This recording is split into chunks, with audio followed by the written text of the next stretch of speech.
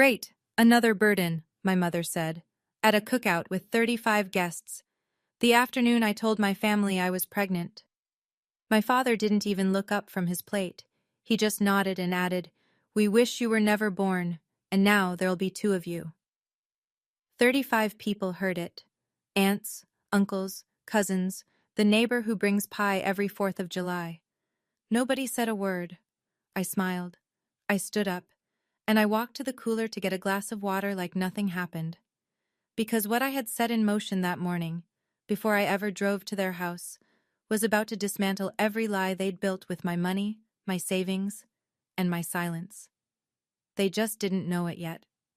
But before I tell you what happened at that cookout, I need to take you back 3 years, to the day my father lost his job and I made the worst financial decision of my life. Before I go on, please take a moment to like and subscribe, but only if you genuinely connect with this story. Drop your location and what time it is where you are right now. I love seeing where you all are tuning in from. I'm Morgan. I'm 29. I'm a nurse practitioner at a small county clinic in Ohio. And this is how I stopped being my family's invisible ATM. Now let me take you back to 3 years ago, the week my father came home from the factory for the last time. The plant on Route 9 shut down on a Tuesday. My father, Earl Calloway, walked through the front door at 2 in the afternoon carrying a cardboard box with a coffee mug and a framed safety certificate. 58 years old, 31 years on the floor, no degree, no severance worth mentioning. My mother called me that night. Not my sister Vivian, me. "Morgan, your father won't file for unemployment. He says it's humiliating. The electric bill is past due and the water's next." I sat at the kitchen table with my husband Ryan. He'd just come off a 12-hour shift pulling wire at a new subdivision. His hands were still dusty. "We can help," Ryan said, "but set a number and a timeline." So I did. $800 a month, 1 year. That was the agreement. In my head, at least, because nobody wrote anything down. I called my mother back. "Ryan and I can send $800 a month until Dad finds something." My father got on the line. His voice was low and tight, the way it gets when pride is doing the talking. "Don't tell anyone. I don't want the family knowing I'm taking money from my daughter." I promised. That was my first mistake. Because a month later, I was on the phone with my Aunt Ruth, my mother's older sister, and she mentioned how relieved she was that Dad's disability settlement had come through. That the family could breathe again. Disability settlement. My father never filed for disability. He never filed for anything. I sat with the phone pressed to my ear and said nothing. $800 a month was supposed to last 1 year. 3 years later, I was still sending it. I set the number. I forgot the timeline. The favoritism wasn't new. It was just the wallpaper of my childhood. So constant, I stopped noticing it. When Vivian graduated college, my parents threw a party. Streamers on the mailbox. A sheet cake from the bakery downtown that said Our Star. 40 people in the backyard. When I finished nursing school 2 years later, top of my cohort, pinning ceremony and everything, my parents forgot. They were 3 towns over helping Vivian look at apartments. My mother texted me that night. "Sorry, honey, Vivian needed us today. We'll celebrate soon." We never did. Then came the weddings. Vivian married Derek Holt. He managed the biggest auto dealership in the county. My father shook Derek's hand at the rehearsal dinner and said, loud enough for the whole table, "Finally, a man in this family who knows how to make real money." I married Ryan Grant 8 months later. Small ceremony. My parents came. At the reception, my father met Ryan for the first time and called him Wire Boy. Not to his face. To my Uncle Frank. But Ryan heard. Ryan didn't say a word. He just squeezed my hand under the table and kept eating. That's who Ryan is. He doesn't fight with words. He builds things. He fixes things. He shows up. But from that night forward, every family dinner, every holiday, every phone call, it was always Vivian. Vivian's promotion. Vivian's new car. Derek's dealership numbers. And Morgan? Morgan's fine. Morgan's busy. Morgan doesn't need anything. Except I was the one wiring $800 on the first of every month so the lights stayed on. Then my father asked me for something bigger, and I said yes, because that's what I did back then. I said yes. It started with the car. My father's truck died 6 months after the plant closed. He needed wheels to get to job interviews, or so he said. He went to the credit union, but his credit was wrecked. "Morgan, I just need a cosigner. I'll make every payment." Ryan looked at me across the kitchen. He didn't say no, but his jaw tightened the way it does when he's holding something back. I signed anyway. That was chain number 2 around my neck.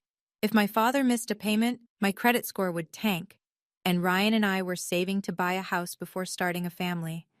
Then came the church roof. Our church on Elm Street had a leak that ran all winter. My mother sat at Sunday dinner, dabbing her eyes.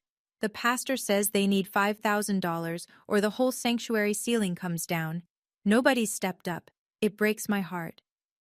I transferred $5,000 to the church account that Monday, under the name Calloway Family, because my mother asked me to.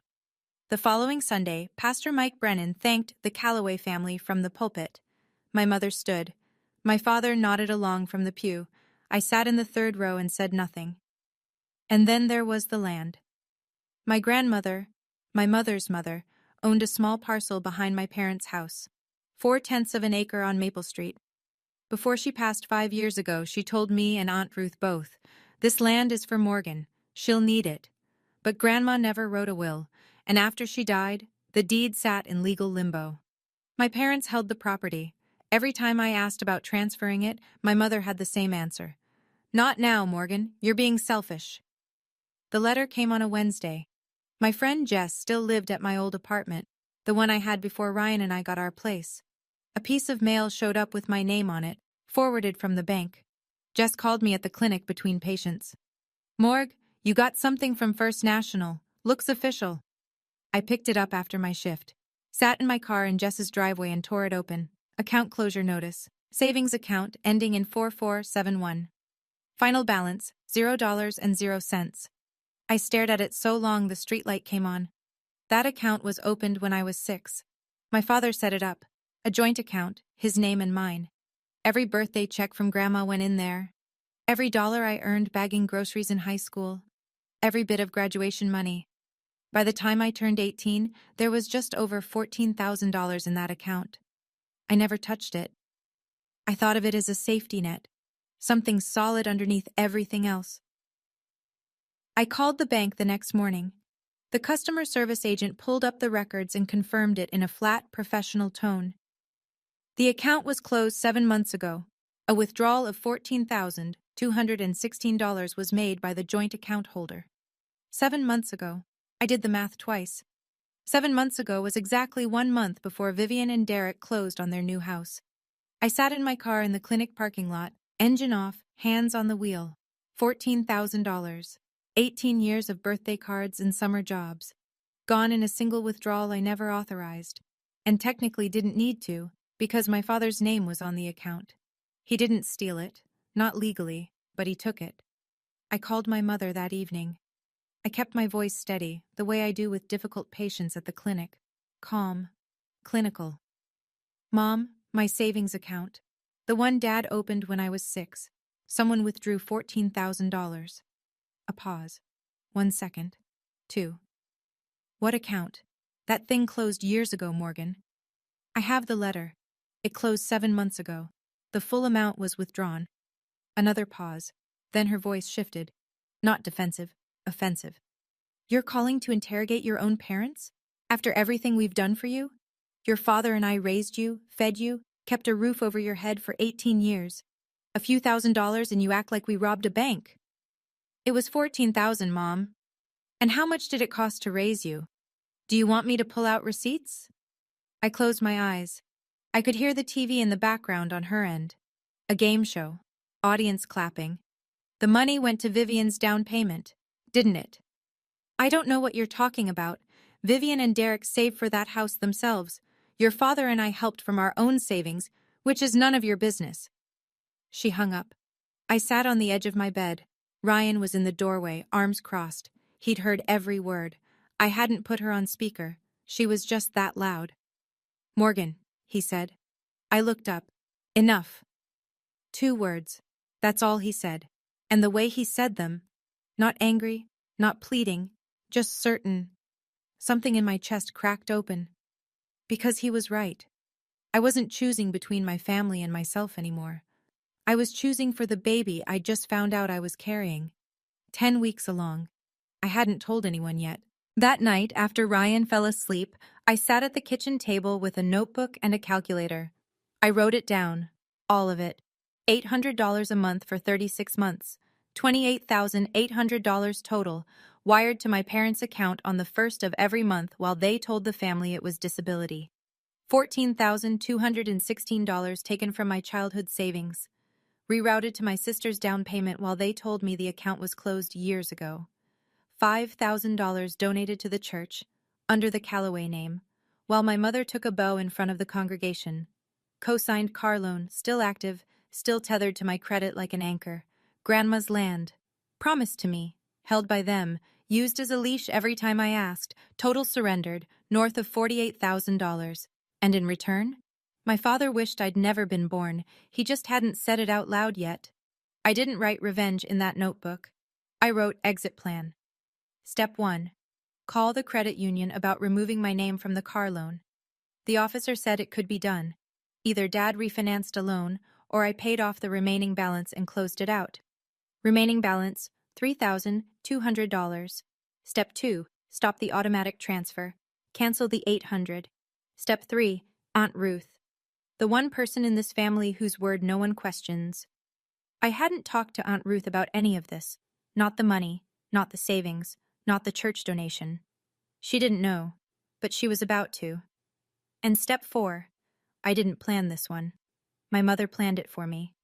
3 days later, she texted the family group chat. Cookout Saturday at our place, celebrating Vivian's new house. Then a separate text, just to me. Morgan, come early. Bring potato salad. Help me set up. Vivian's busy with the house. I read the text twice. Vivian gets the party. I get the potato salad and the setup crew. I typed back. I'll be there. I have some news to share with the family too. My mother's reply came fast. What news? I'd rather say it in person. A pause. Then, fine, but after Vivian's toast. Saturday is her day. Her day. It was always her day. I set the phone down and looked at Ryan across the living room. He was rewiring a light fixture he'd picked up at the salvage yard. Something for the nursery we couldn't afford to build yet. You sure you want to do this there? He asked without looking up. I want witnesses. He nodded once, went back to stripping wire. That week moved like cold honey. I worked my shifts at the clinic. I smiled at patients. I took blood pressure readings and reviewed lab results and acted like my whole life wasn't about to pivot. But at night, I prepared. I pulled up the email confirmation from when I'd transferred $5,000 to the church. The bank's automated receipt sent to my inbox. Sender, First National Bank. Recipient, Elm Street Community Church. Donor, Morgan Grant. I screenshotted it and saved it to a folder on my phone labeled Receipts. I printed the account closure letter, the one showing $14,000 withdrawn by joint account holder. I slid it into a plain white envelope and tucked it into my purse. And then I did something I hadn't done in years. I opened my laptop and searched for the church's public donor acknowledgement page. There it was. Callaway family, $5,000, roof restoration fund. My name wasn't anywhere on it. Not yet. Thursday afternoon, 2 days before the cookout, I stopped by my parents' house to drop off my father's blood pressure medication. I'm still his daughter. I still filled his prescriptions at the clinic pharmacy. Vivian's SUV was in the driveway. She was at the kitchen counter with my mother, flipping through a home decor catalog. Her ring caught the light every time she turned a page. She looked up when I walked in. Morgan, perfect timing. Come look at these curtains. I set the pill bottle on the counter. Nice house, Viv. You and Derek must have saved hard. Vivian beamed. Honestly, the down payment was the hardest part. $15,000 total. Mom and Dad helped with 14 of it. We only had to cover the last 1,000 ourselves. She said it like it was the most natural thing in the world. Mom and Dad had 14,000? I kept my voice level. Where'd they get that? Vivian shrugged. Dad said it was from his disability savings. He's been putting money aside since the settlement. Disability savings. The settlement that didn't exist. Funded by money that was mine. My mother was watching me from the stove, Her eyes were careful, measuring. I smiled. That was generous of them. Right? Vivian turned another page. Oh, Mom said Pastor Mike is coming to the cookout Saturday. She wants him to bless the new house. I almost laughed. Pastor Mike, the one person outside this kitchen who knew exactly where that church donation came from, and my mother had invited him herself. That's a nice touch, I said. I'm sure the pastor will have some interesting things to say. My mother's spatula stopped moving, just for a second. Then she went back to stirring. I picked up my purse and left. Friday morning, one day before the cookout. I walked into the credit union on Main Street at 9 sharp. The loan officer, a woman named Pam with reading glasses on a beaded chain, pulled up the account. The vehicle loan under Earl Calloway, you're listed as co-signer. She scrolled through the file. Remaining balance is $3,214. I want to pay it off, today, and remove my name from the loan entirely. Pam looked at me over her glasses. You understand that once paid in full, the lien is released. The vehicle title goes solely to the primary borrower. I understand. And you're sure? I'm sure. Ryan and I had talked about it the night before. $3,000 was the money we'd been putting aside for a crib and changing table and all the things you need when you're about to become parents. We'd figure that part out later. Second-hand, borrowed. It didn't matter. Pay it, Ryan had said. Same way he said everything important. Quiet and final. Buy your freedom. I wrote the check. Pam processed it. She printed a release form and I signed it. Clean signature, steady hand. You're all set, Mrs. Grant. Mr. Calloway will receive notification by mail within 5 to 7 business days. After the cookout. Perfect. I stood to leave, and Pam said something that stopped me at the door. You know, you're the second Calloway in here this month. I turned. What do you mean? She caught herself, shook her head. I'm sorry. I can't discuss other clients' business. I nodded, walked out into the parking lot, sat in my car. The second Calloway this month. My father had been here, recently. For what? I didn't know yet. But I filed it away, right next to the envelope in my purse. Friday evening, I sat on the back porch with my phone and a glass of water. Ryan was inside making dinner, his turn, and he wouldn't let me argue. I dialed Aunt Ruth. She picked up on the second ring. Morgan, it's been too long, sweetheart. Aunt Ruth, I need to tell you something. It's not small. Silence on her end. Then, go ahead. I told her everything. Not fast, not emotional, just the facts laid out in order the way a nurse charts a patient history. The $800 a month for 3 years, the disability lie, the savings account, $14,000, the church roof donation, and my mother taking credit, the co-signed car loan my father held over my head. I could hear Aunt Ruth breathing, steady, like she was measuring each word I said against something she already suspected. When I finished, she was quiet for a long time. Your mother told me your father got a disability settlement. He never filed for disability, Aunt Ruth. He never filed for anything. And the $14,000, that was the account your grandmother started. Yes, ma'am. Another silence. I heard a chair creak, like she was sitting down heavily. What do you want me to do, Morgan? Nothing. I don't want you to do anything. I just need one person in this family to know the truth, in case it matters tomorrow. Tomorrow? The cookout. A pause. When Aunt Ruth spoke again, her voice had changed. Not louder, harder. I'll be at that cookout, Morgan, and I'll be listening. She didn't promise to speak up. She didn't promise to take sides. She just said she'd be there and she'd listen. But anyone who knows Aunt Ruth, retired teacher, 32 years in a classroom, raised 4 kids alone after Uncle Bill passed, knows that when she listens, what comes next shakes the room. Later that night, I opened my laptop and composed an email to Pastor Mike Brennan. I'd known Pastor Mike since I was 12. He baptized me. He married Ryan and me. He was a good man, careful with people's privacy, honest when it counted. I wrote, Pastor Mike, I want to thank you for keeping my donation private all this time, but I'd like to update the church records to reflect the actual donor, Morgan Grant, not the Calloway family. I'll explain when the time is right. Thank you for everything. His reply came within the hour. Faster than I expected from a man who still printed his sermons on paper. Morgan, I've always known. The bank transfer had your name. I respected your wishes. I'll update our records this week, and Linda invited me to the cookout Saturday. I'll see you there. Then a second email, 3 minutes later. One more thing. Linda asked me to publicly thank the Calloway family again at the cookout for the church roof donation. I assume you'd like me to handle that differently now? I typed 2 sentences back. Just tell the truth, Pastor. That's all I've ever wanted. I closed the laptop, walked to the bathroom, splashed cold water on my face, and looked in the mirror. Then I picked up my phone and opened the banking app. The automatic transfer, $800, first of every month, to Earl and Linda Calloway's joint checking, was set to go in 6 days. I pressed cancel. 3 years, 36 payments, $28,800. Done. I didn't cancel out of anger. I canceled because I couldn't keep funding people who would call my child a burden. That's not revenge. That's math. And tomorrow was Saturday. Saturday morning, cookout day. I woke at 6. Ryan was already up. Coffee made, work boots by the door even though he wasn't working today. Old habit. I stood in the kitchen and made the potato salad. Because I'd promised. And because Morgan Calloway, Morgan Grant, keeps her word. Even when nobody else does. Ryan leaned against the counter, watching me dice eggs. We're still going?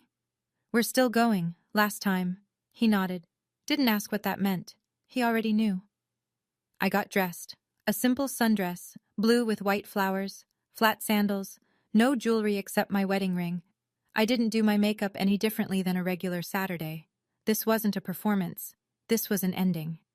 I slid my phone into my purse, the one with the screenshots saved in a folder labeled Receipts. I tucked the white envelope next to it. The bank's account closure notice, $14,000. Earl Calloway, joint holder. Ryan drove. Neither of us turned on the radio. The road between our apartment and my parents' house is 11 minutes of county highway lined with cornfields and telephone poles. I watched them pass. My hand rested on my stomach. We pulled up at 1:45. A few cars already in the driveway. Uncle Frank's pickup. Aunt Ruth's sedan. She was already here. Good. My mother appeared at the front door before I'd closed the car door. You're late. The tables aren't set up. The cooler needs ice. Come inside. No hello. No how are you, Morgan? Not even a glance at Ryan. I carried the potato salad through the front door and into the kitchen. And there, taped to the refrigerator, was a blown-up photo of Vivian and Derek standing in front of their new house. Gold glitter letters above it. Congratulations. Next to it, nothing. No photo of me, not from nursing school, not from my wedding, not from anything. I set the bowl down and went to work. Okay, hold on. Before I keep going, I want to step outside the story for a second. I know what some of you might be thinking. Why didn't I just stop sending money years ago? And honestly, the car loan, the land, the $800 a month I couldn't just cut off without my dad's credit dragging mine down with it. Sometimes it's not about wanting to stay. It's about untangling yourself first. So here's my question for you. What would you have done when Vivian casually told you the $14,000 down payment came from Dad's disability savings? Knowing the truth? Tell me in the comments. All right, back to the cookout. By 1 o'clock, the backyard was full. 35 people, maybe more. Aunts and uncles I saw twice a year, cousins with kids running through the sprinkler, Mrs. Dalton from 2 doors down carrying her famous cherry pie, the Henderson couple from church. Pastor Mike hadn't arrived yet. My mother had outdone herself. Streamers, balloons, a banner strung between 2 oak trees. Congratulations, Vivian and Derek, new homeowners. There was a folding table lined with casseroles and a cooler full of beer and soda. The grill was going, my father manning it with tongs in one hand, Bud Light in the other. He looked almost happy. I hadn't seen that in 3 years. At 1:30, my mother clinked a fork against her glass and called everyone to attention. My father set down his tongs and stood at the head of the long table. He was wearing his good flannel, the one he saved for church. Today we're here because my daughter Vivian did something her mother and I are real proud of. He raised his can. She bought a home. First one in this family since we got this place 30 years ago. We raised her right, and she made something of herself. He looked at Derek. And this guy right here, heck of a son-in-law. Everyone clapped. Vivian stood, waved like a homecoming queen. Derek shook my father's hand. My mother added, "The Calloway family also donated to the church roof fund this year. It's been a blessed season for us." More clapping, a few amens from the church crowd. I stood near the cooler, holding a plastic cup of lemonade. Ryan was beside me, hands in his pockets. Uncle Frank wandered over. He's my father's younger brother. Quieter, sharper. "How you doing, Morgan? Your folks sure do talk about Vivian a lot." I smiled. "I'm good, Uncle Frank." He studied my face for a second, then nodded and walked back to the table. Not everyone was blind. The toast wound down. People went back to eating. Laughter floated across the yard. Kids chased each other around the oak trees. My mother refilled the chip bowls with the focus of a general running a campaign. I waited. Ryan caught my eye from across the table and gave me one small nod. I set down my cup. I stood up. "I have something to share too, if that's okay." The yard didn't exactly go quiet, but enough people turned. My mother looked up from the chip bowl, mouth pressed thin. "Ryan and I are expecting a baby. I'm 10 weeks along." For about 2 seconds, it was fine. A cousin clapped. Mrs. Henderson said, "Oh, how wonderful." Uncle Frank smiled. Then my mother spoke. "Great. Another burden." She didn't whisper it. She said it at conversation volume, standing right there at the table. "Your sister is buying a house. That's what we're celebrating this month." My father was still at the grill. He didn't even turn around. He just nodded and said, loud enough for the nearest 15 people to hear clearly, "We wish you were never born, and now there'll be 2 of you." The yard went dead silent. I heard the grill sizzle, a kid's sprinkler hissing 20 feet away, a bird somewhere in the oak tree. Aunt Ruth set her glass down on the table, slowly, like she was placing a period at the end of a sentence. Uncle Frank's mouth was open. Mrs. Dalton put her hand over her own. Ryan's knuckles were white on the back of his chair, but he didn't move. He was watching me. I smiled. I nodded. I walked to the cooler, took out a bottle of water, twisted the cap off, and took a long sip, because Pastor Mike's car had just pulled into the driveway. Aunt Ruth stood up. She didn't rush. She didn't raise her voice. She pushed her chair back, smoothed her blouse, and faced my parents the way she probably faced 30 years' worth of misbehaving 10th graders, with patience that made you more nervous than shouting ever could. "Earl, Linda." Her voice carried across the yard without effort. "I heard what you just said to your daughter, in front of 35 people. Before anyone sits down for seconds, I have a question." My father set his tongs on the grill's side shelf. "Ruth, this is between me and my family." "I am your family," she said. "So here's my question. The disability settlement Linda told me about last year. Earl, when exactly did you file for disability?" He didn't answer. His mouth opened, then closed. My mother stepped forward, voice pitching high. "Ruth, it's not related. We're having a party." "It is related." Aunt Ruth didn't blink. "Because if there's no disability settlement, then who's been paying your electric bill for 3 years? The silence that followed was a different kind than before. Before, it was shock. This was the sound of 35 people doing math in their heads. Vivian looked at my father, then at my mother. Her smile from the toast was gone. Derek stood very still beside Vivian, arms at his sides. Uncle Frank nodded slowly, like a man watching the last piece of a puzzle slide into place. Mrs. Dalton leaned to her husband and whispered something. He shook his head. Aunt Ruth sat down. She picked up her glass of sweet tea and took a sip.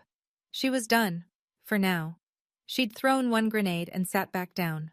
That was her style. Plant the question, let the silence do the work. And walking through the side gate with a Bible under his arm was Pastor Mike Brennan. My mother's eyes went red on command. I'd seen it 100 times, at funerals, at church, at Thanksgiving when she wanted someone to clear the dishes. "Ruth, you don't understand." Her voice trembled, pitch perfect. "Earl lost his job. I've been holding this family together by myself. Nobody knows what I've been through." My father found his footing. "Kids owe their parents. That's how it works. We raised them. We fed them. We kept a roof." "Earl." Uncle Frank's voice cut across the yard like a saw blade. He was standing now, plate still in hand. I just heard you say you wish your daughter was never born. In front of everyone here. Don't you dare talk about what kids owe. My father's mouth snapped shut. Linda pivoted.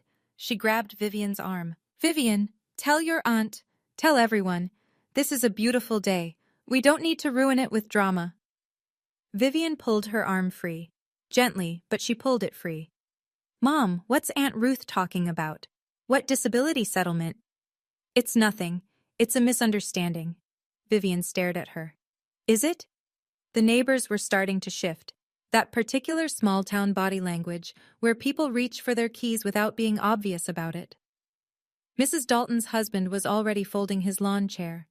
Then Derek, Vivian's husband, did something I didn't expect. He walked away from the table, crossed the yard, and stopped in front of me. He leaned in close.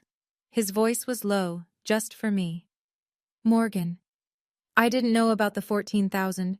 Vivian told me it was your parents' savings, from years of work. I looked at him. I know. I'm sorry. I nodded. That was enough. He walked back to Vivian. The crack in their side of the family had just started. And it wasn't me who made it. Pastor Mike walked into the yard carrying a foil-covered plate and that calm, Sunday sermon expression he always wore.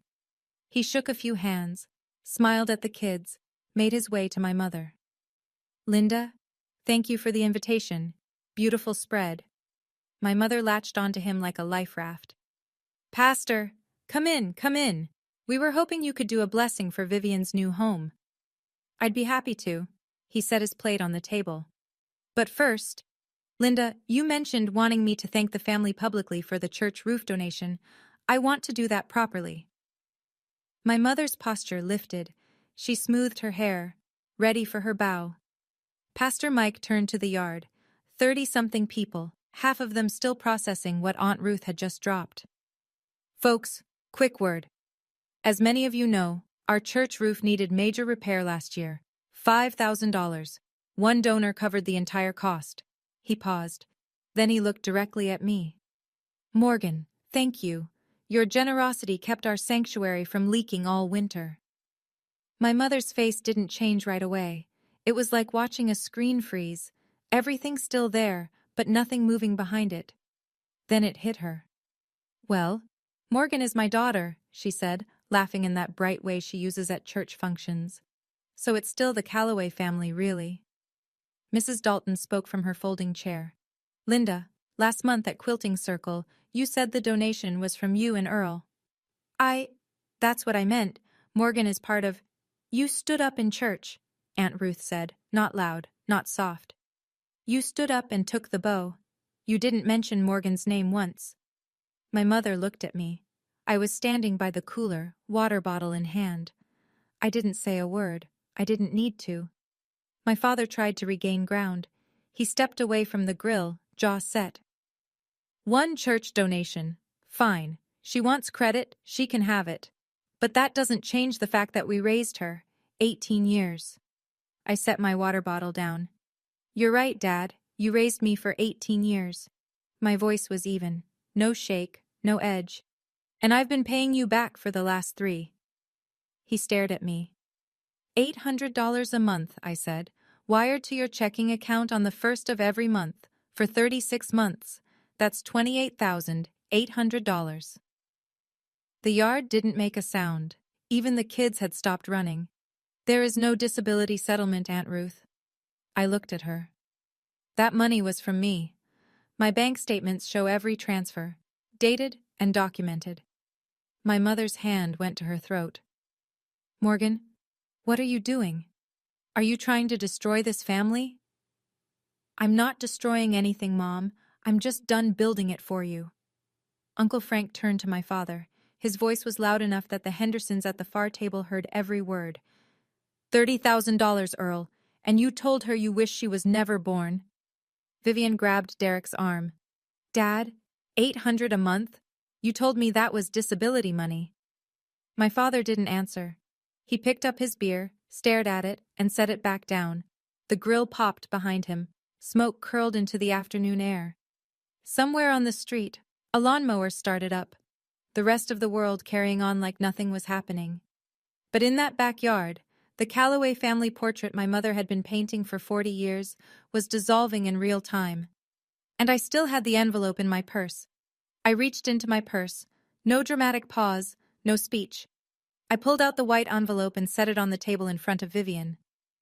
One more thing. Vivian looked at the envelope like it might bite her. When I was 6 years old, Dad opened a savings account in both our names. Grandma put money in it every birthday. I added to it through high school. By the time I turned 18, there was over $14,000. I looked at my father. 7 months ago, you withdrew every cent. Vivian opened the envelope. She read the bank notice. I watched her lips move as she scanned the final balance line. $0.00. Her face went white. Derek stood up from the table. He looked at my father the way you look at someone who's been lying to you for months. You told us that was your savings, Earl, from years of hard work. My father's chin came up. That account had my name on it. That money was mine. That money was from our mother. Aunt Ruth's voice was iron. From your mother-in-law. For Morgan. I was there when she gave it, Earl. Every single birthday. My mother started crying. Not the controlled kind from earlier. The real kind. The kind that comes when the audience you've been performing for finally sees behind the curtain. Half the guests were on their feet now. The Hendersons had already left. Mrs. Dalton was folding her chair but not leaving. She wanted to see how this ended. Uncle Frank stood with his arms crossed, shaking his head. Vivian set the letter down. Her hand was trembling. "Mom," she said, "is this true?" My mother didn't answer. She just cried harder. That was all the answer anyone needed. I didn't sit down. I didn't need to. This was going to be short. "Dad? Mom?" I looked at them both. My voice was the same one I use when I tell a patient that the test results came back and we need to talk. Calm, clear, no room for bargaining. "I canceled the $800 transfer last week. It's done. And I paid off the car loan yesterday. My name is off it. From next month, those payments are yours." My father's face went from red to pale in about 2 seconds. "You can't just—" "I can, because it was my money and my name." My mother tried one more play, the big one. "Morgan, if you walk away from this family now, don't ever come back." I let that sentence land. Let it sit there in front of 30 people like a grenade with the pin pulled. Then I said, "You told me you wish I was never born, so I'm going to live like I don't exist to you. No $800, no co-signed loans, no potato salad." Somebody, I think it was Mrs. Dalton, let out a small sound, almost like a laugh she caught in her hand. Ryan stepped up beside me. He didn't say anything. He just put his hand on my back. Steady. Warm. I looked at the yard. The deflating balloons. The congratulations banner starting to sag on one end. Uncle Frank, Aunt Ruth, the cousins who'd been watching this whole thing unfold like a play none of them bought tickets for. "I'm sorry this happened at a party," I said. "Ryan and I are going to head home." We walked through the side gate. I didn't slam it. I didn't turn around. Ryan opened the car door for me. I sat down, buckled my seatbelt, and put my hands on my stomach. We drove home in silence. But it was a different silence than the drive there. This one was clean. Pause. I want to be real with you for a second. Walking away from that cookout was not some triumphant movie moment. My hands were shaking. I was 10 weeks pregnant and my father had just told 35 people he wished I'd never been born. But I kept thinking about my baby, and what kind of mother I'd be if I sat back down and ate potato salad after that. So tell me honestly, do you think I pulled the trigger on everything too hard, too fast? The money, the cosign, the church truth, all at once? Or should I have done it sooner? Let me know in the comments. Okay, here's what happened the week after. Monday morning, my father opened his mailbox and found the letter from the credit union. Loan paid in full. Cosigner removed. Vehicle title transferred to sole borrower, Earl Calloway. Which sounds fine, except now Earl was the only name on a loan history tied to a credit score that couldn't support a library card, let alone a truck payment. The credit union sent a follow-up notice. Based on his current financial profile, they recommended he secure a new cosigner or risk reclassification on future credit applications.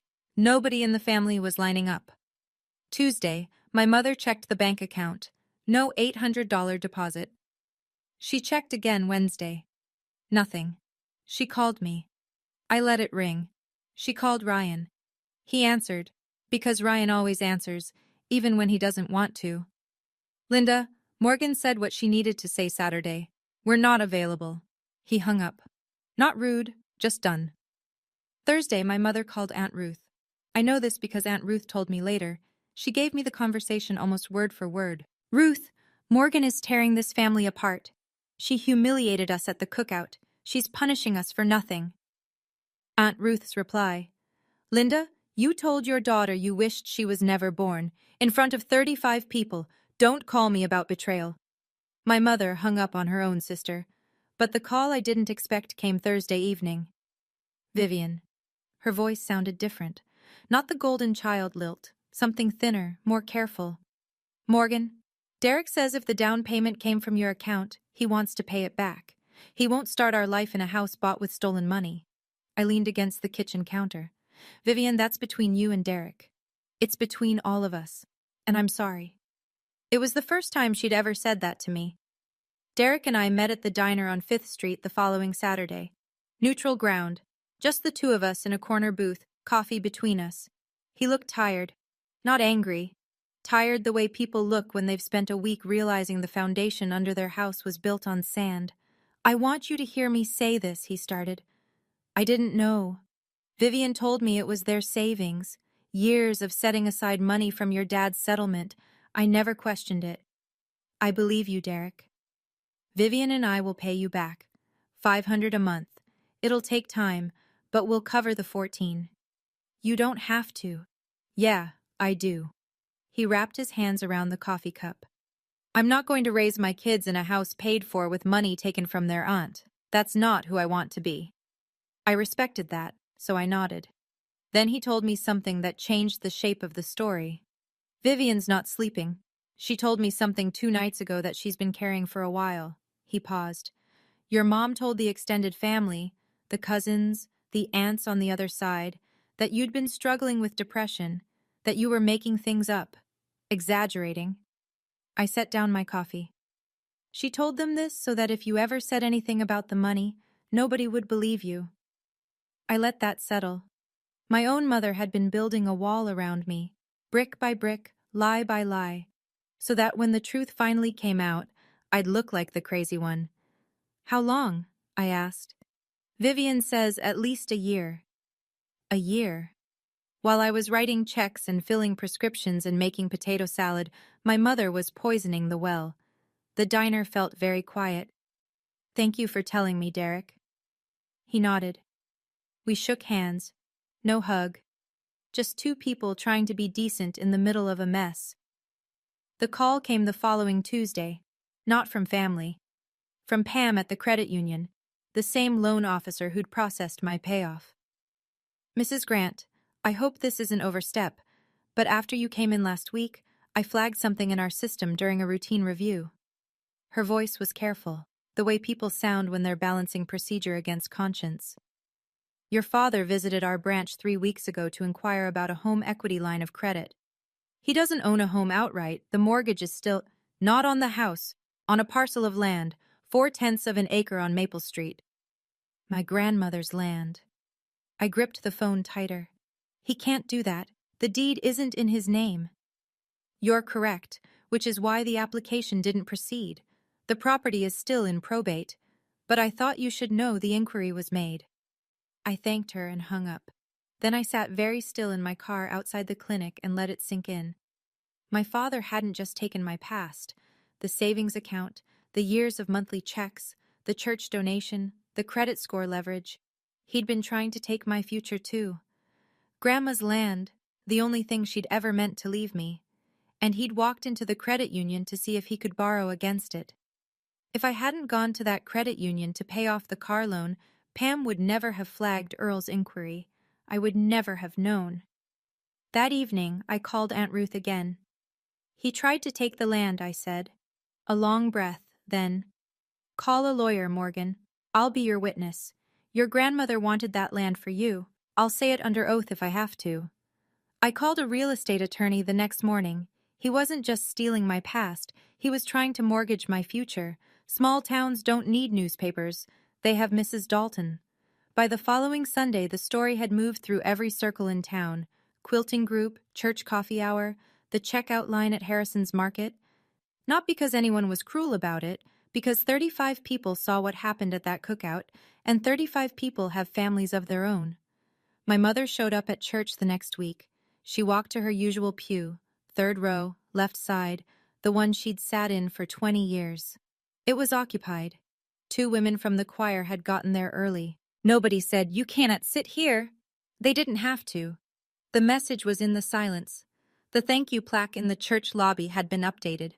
Where it once read, Calloway Family, $5,000, Roof Restoration Fund, it now said, Morgan Grant. My mother saw it. She took my father by the elbow and they left before the first hymn. At the post office, Mr. Henderson, who'd been at the cookout and left early, ran into my father. His version of small talk landed like a brick. "Heard your youngest was the one covering the bills, Earl. Everything all right at home?" My father said nothing, walked to his truck, drove away. At Harrison's Market, Linda stopped going to her usual Thursday shift as a volunteer shelf stalker. Too many familiar faces, too many careful silences. Nobody organized a boycott. Nobody wrote letters. This wasn't that kind of cruelty. It was the slow, steady withdrawal of respect, the one currency my mother valued above everything else.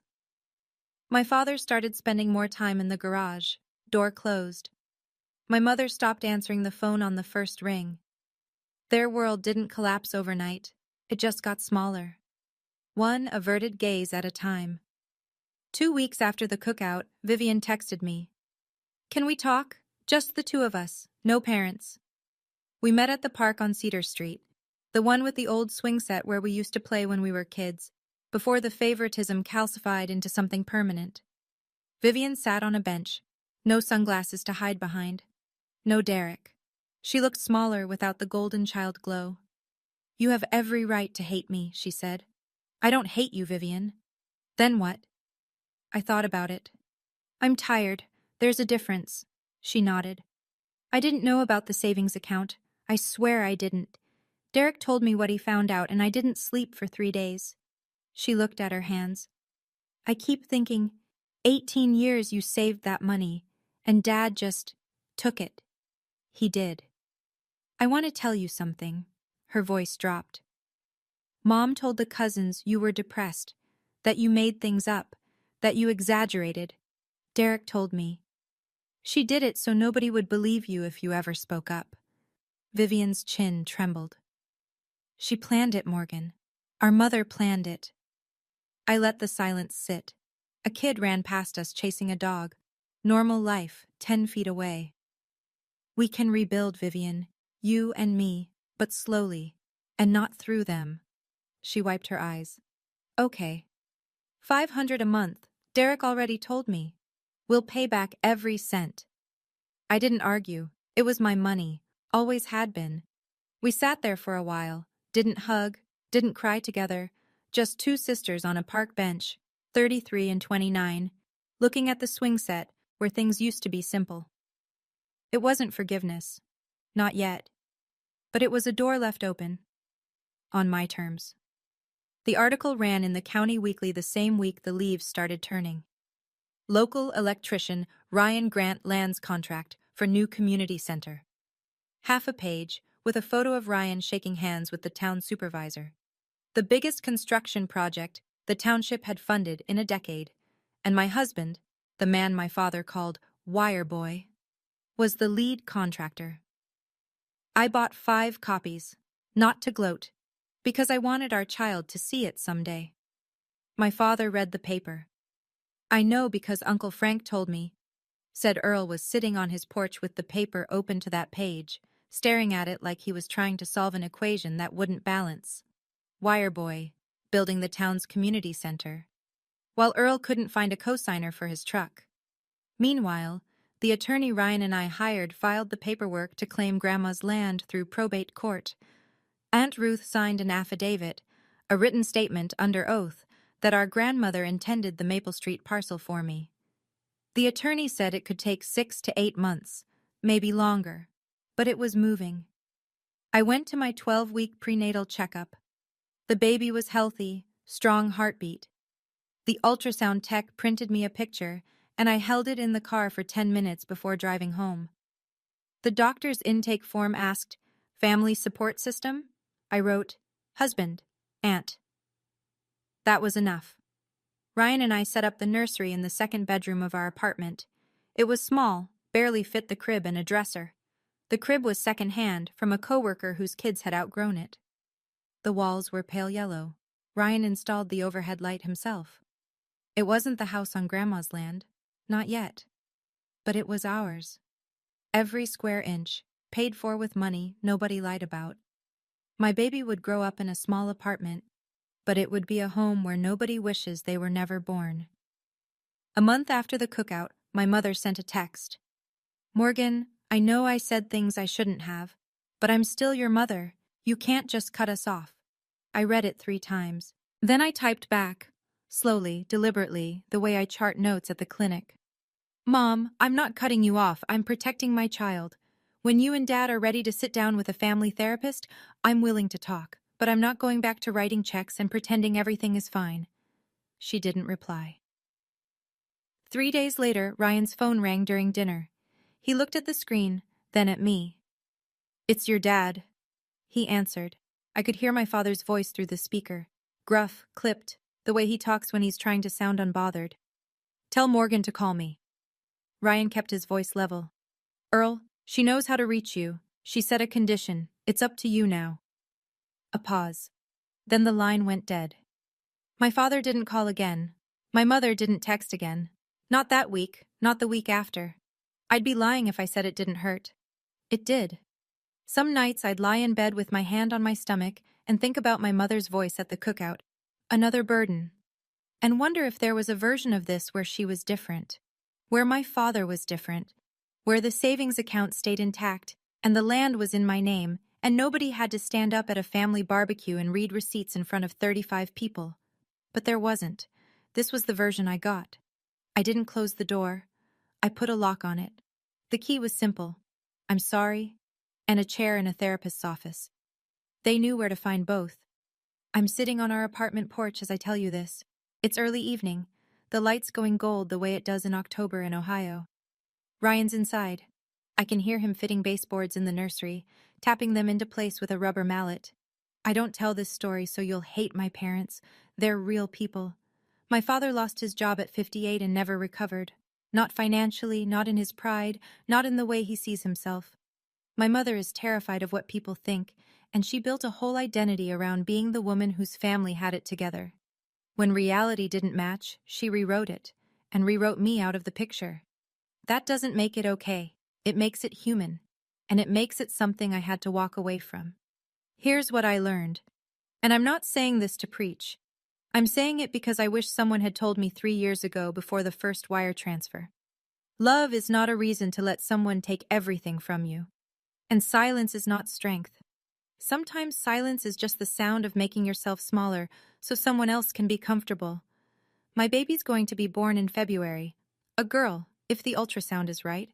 She'll grow up in a small apartment with second-hand furniture and a father who comes home with drywall dust in his hair. She won't have a trust fund. She won't have a big family behind her, and not yet. But she'll have something I didn't. She'll have a mother who knows what she's worth, who doesn't apologize for existing. Who set a boundary and held it. Not with anger, but with math and truth and a white envelope on a folding table. That's my story, for now. Ryan just opened the door. He's holding a glass of water and giving me that look. The one that says, "Come inside, it's getting cold." So I'll go. Take care of yourselves. Thank you for staying until the end. That means a lot, truly. If this story hit close to home, whether you've been the one writing the checks, or you've been the invisible one at the table, or you're still trying to figure out how to set that boundary, leave me a comment. Tell me, have you ever been the person keeping things running while someone else got the applause? I read every single one. If you haven't already, hit like and subscribe. And if you want another story like this one, I've linked it right in the description. It's a good one. I'll see you there. Take care.